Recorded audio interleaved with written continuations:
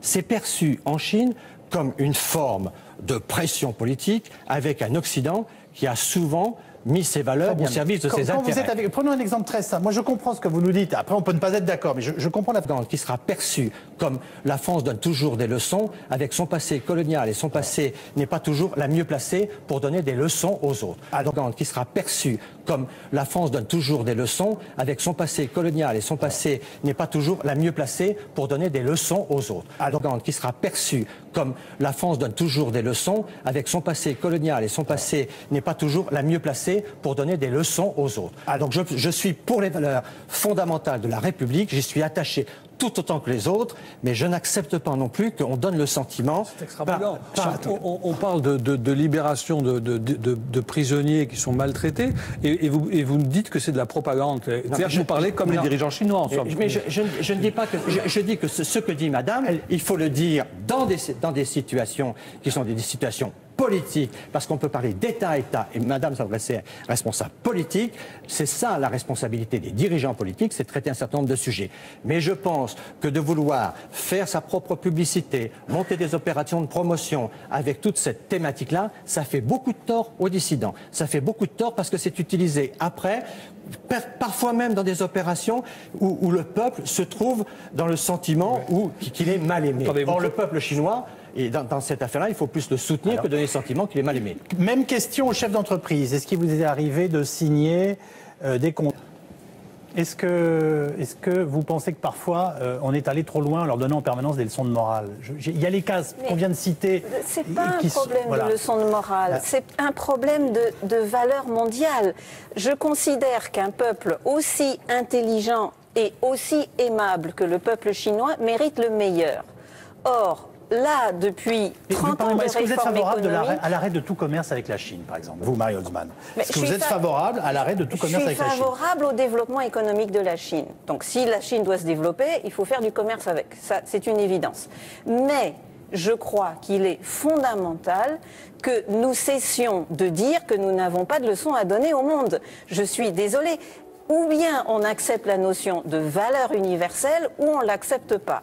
Il se trouve que les valeurs universelles, effectivement, ont été rédigées dans une magnifique déclaration universelle des droits de l'homme à Paris, et que nous avons cette responsabilité. Et ça fait partie de notre histoire. C'est très important. Belle phrase de Senghor qui dit « Seigneur, pardonne à la France qui dit toujours la voie droite mais qui emprunte les chemins obliques. » Mais bien sûr, mais qu'on nous fasse les mêmes reproches, moi ça me gêne pas du tout.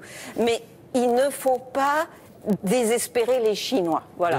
Les Chinois ont droit, comme tout le monde, à un régime qui les respecte. Or, pour le moment, chaque fois qu'un Chinois essaye de s'organiser par lui-même, de faire des choses indépendantes, etc., il rencontre des difficultés jusqu'à des degrés que vous ne pouvez pas imaginer. J'ai des amis qui, m'excusent d'entrer dans des détails, n'osent pas procréer tout simplement parce qu'ils sont des journalistes courageux et qu'ils ont peur d'être arrêtés et de retrouver leur petit bébé orphelin placé on ne sait pas où. C'est une terreur intériorisée. C'est une autocensure permanente. C'est pas possible de condamner tout un peuple à vivre dans cet état d'esprit. Moi, je trouve ça inacceptable. Vous croyez vraiment ce que vous dites? Je crois absolument ce que je dis. Je fréquente des Chinois tous les jours, tout le temps. Vous décrivez un vrai enfer. Je décris une forme d'enfer. J'ai invité un auteur que je traduis, Liao Yiwu. C'est la 14e fois qu'il se voit interdit de sortir de territoire, tout simplement parce qu'il écrit des choses qui ne plaisent pas au pouvoir. Beaucoup d'autres auteurs s'autocensurent. Donc évidemment, ils ont le droit de voyager. J'ai invité un avocat à venir à Genève en février. Il a pu sortir. Nous le réinvitons pour venir à Nantes au Forum des droits de l'homme en juin. Il est interdit de sortie de territoire. Il a été fréquenté par la police en permanence. On lui a coupé son Internet. On est allé visiter sa cuisine, je ne sais pas quoi. Je veux dire, c'est tout le temps comme ça. Donc le résultat, c'est une autocensure permanente qui fait qu'effectivement, on ne sait pas tout sur la Chine. J'essaie de mettre un adjectif, mais je vous le dis très simplement. Vous venez de décrire, et il y a beaucoup de choses qui légitimement doivent nous heurter, mais un régime autoritaire. C'est plus qu'un régime autoritaire, c'est une dictature. Philippe Cohen. Oui, moi il me semble qu'il y a un endroit en tout cas où ce qu'on a dit dans la première partie de l'émission et ce qu'on dit maintenant se rejoignent. C'est qu'en réalité quand on regarde l'histoire de la Chine depuis le tournant, c'est-à-dire 79, tout le monde fait comme si c'était un continuum. En réalité ça ne l'est pas. Il y a une rupture. Et cette rupture, c'est Tiananmen. Avant Tiananmen, même d'un point de vue économique, le régime mise sur les campagnes. Il y a des entrepreneurs dans les campagnes. Il y a un développement qui est beaucoup plus équilibré. Et puis après Tiananmen, le régime se crispe et tout d'un coup, on mise que sur les villes par un développement complètement forcené et au détriment, encore une fois, du développement des classes moyennes. C'est l'analyse que nous développons. Est-ce que vous êtes d'accord pour dire que la grande démonstration de votre enquête, c'est que pour l'instant, on va dire l'économie de marché n'a pas, à vos yeux, converti la Chine à la démocratie ? Sur nos critères à nous. Mais qu'on espère qu'ils soient universels quand même, Jean-Pierre Raffarin. C'est peut-être même l'inverse. Nous sommes quand même à l'origine d'une déclaration universelle des droits de l'homme.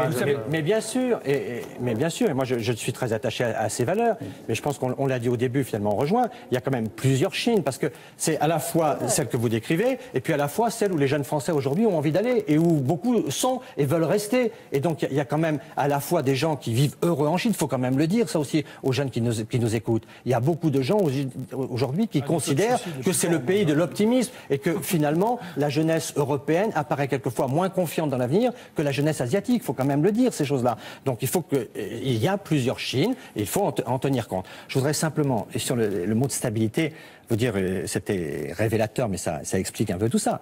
Le premier ministre chinois me disait un jour, 1% de Français qui manifestent, c'est un problème français. 1% de Chinois qui manifestent, c'est un problème mondial. C'est-à-dire que la stabilité, c'est un problème très important dans un pays d'1,3 milliard. Merci à tous de votre présence. Rapidement, les livres de l'émission première. Qui sera perçu comme la France donne toujours des leçons, avec son passé colonial, et son passé n'est pas toujours la mieux placée pour donner des leçons aux autres. C'est pas un problème de leçon de morale, c'est un problème de valeur mondiale. Je considère qu'un peuple aussi intelligent et aussi aimable que le peuple chinois mérite le meilleur. Mais je crois qu'il est fondamental que nous cessions de dire que nous n'avons pas de leçons à donner au monde. Je suis désolée. Ou bien on accepte la notion de valeur universelle ou on ne l'accepte pas. Il se trouve que les valeurs universelles, effectivement, ont été rédigées dans une magnifique déclaration universelle des droits de l'homme à Paris et que nous avons cette responsabilité. Et ça fait partie de notre histoire. C'est très important. Belle phrase de Senghor qui dit « Seigneur, pardonne à la France qui dit toujours la voie droite mais qui emprunte les chemins obliques ». Mais bien sûr, mais qu'on nous fasse les mêmes reproches, moi ça me gêne pas du tout. Mais il ne faut pas désespérer les Chinois. Voilà. Les Chinois ont droit, comme tout le monde, à un régime qui les respecte. Or, pour le moment, chaque fois qu'un Chinois essaye de s'organiser par lui-même, de faire des choses indépendantes, etc., il rencontre des difficultés jusqu'à des degrés que vous ne pouvez pas imaginer. Un régime autoritaire. C'est plus qu'un régime autoritaire, c'est une dictature. Qui sera perçu comme la France donne toujours des leçons, avec son passé colonial, et son passé n'est pas toujours la mieux placée pour donner des leçons aux autres. C'est pas un problème de leçon de morale, c'est un problème de valeur mondiale. Je considère qu'un peuple aussi intelligent et aussi aimable que le peuple chinois mérite le meilleur. Mais je crois qu'il est fondamental que nous cessions de dire que nous n'avons pas de leçons à donner au monde. Je suis désolée. Ou bien on accepte la notion de valeur universelle ou on ne l'accepte pas. Il se trouve que les valeurs universelles, effectivement, ont été rédigées dans une magnifique déclaration universelle des droits de l'homme à Paris et que nous avons cette responsabilité. Et ça fait partie de notre histoire. C'est très important. Belle phrase de Senghor qui dit « Seigneur, pardonne à la France qui dit toujours la voie droite mais qui emprunte les chemins obliques ». Mais bien sûr, mais qu'on nous fasse les mêmes reproches, moi ça me gêne pas du tout. Mais il ne faut pas désespérer les Chinois. Voilà. Les Chinois ont droit, comme tout le monde, à un régime qui les respecte. Or, pour le moment, chaque fois qu'un Chinois essaye de s'organiser par lui-même, de faire des choses indépendantes, etc., il rencontre des difficultés jusqu'à des degrés que vous ne pouvez pas imaginer. Un régime autoritaire. C'est plus qu'un régime autoritaire, c'est une dictature.